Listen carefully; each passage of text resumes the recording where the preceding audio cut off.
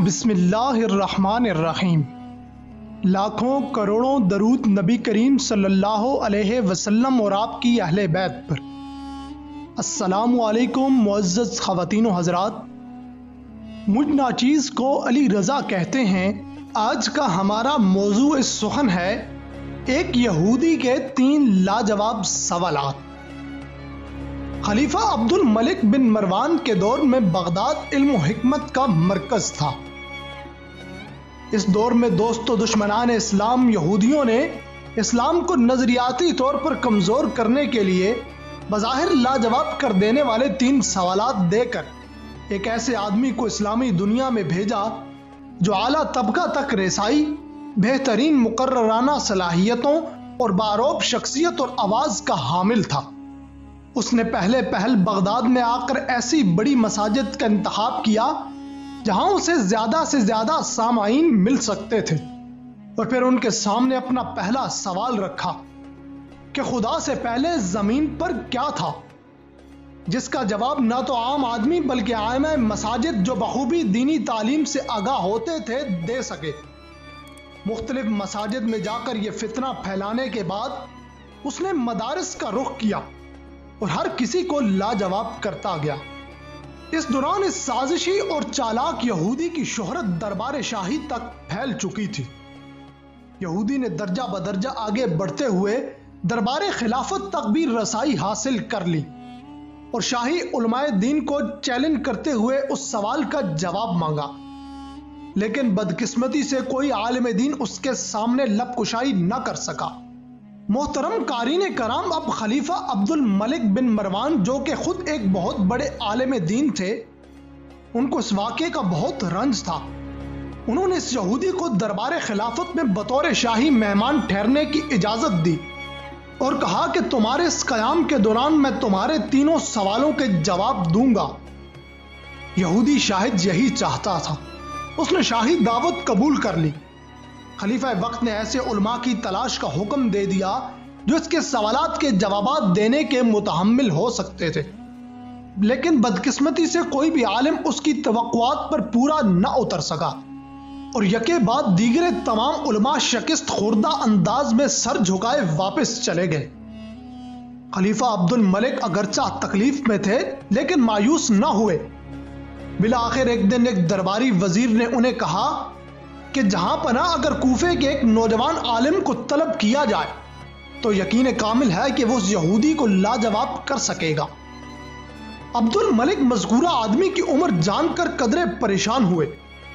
کس قدر جہاں دیدہ علماء جن سوالوں کے جواب نہ دے سکے ان کا جواب ایک نوجوان کیا دے گا، لیکن مرتا کیا نہ کرتا، نیم دلی سے کہا کہ ٹھیک ہے، اسے بھی آزما لو۔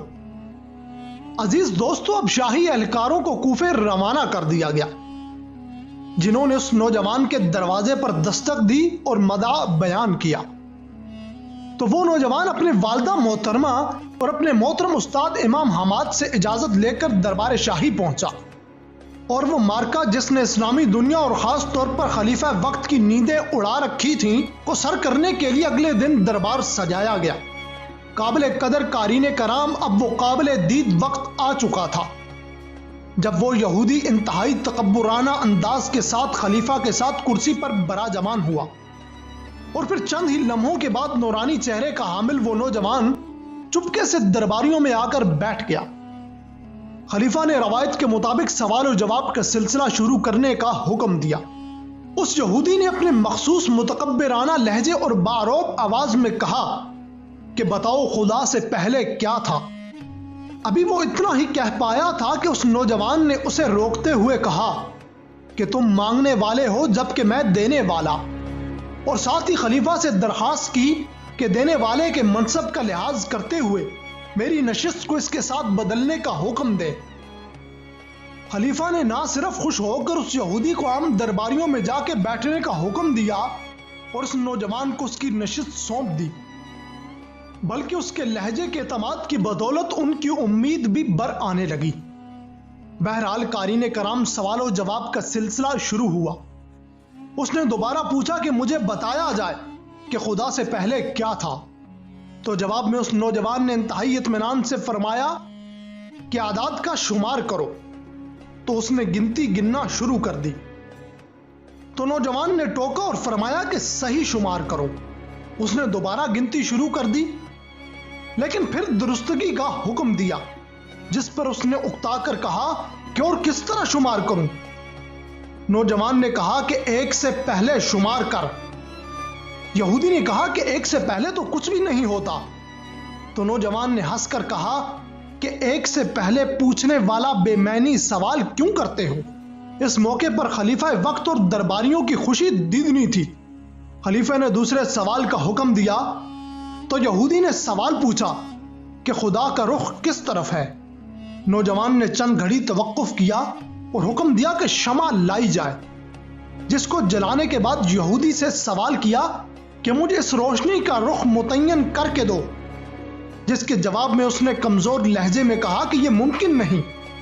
تو نوجوان نے جواب دیا کہ اللہ رب العزت بھی ایک نور ہے جس کے رخ کا تعین بھی ممکن نہیں، اور تم یہ جاننے کے باوجود بے معنی سوالات کر رہے ہو۔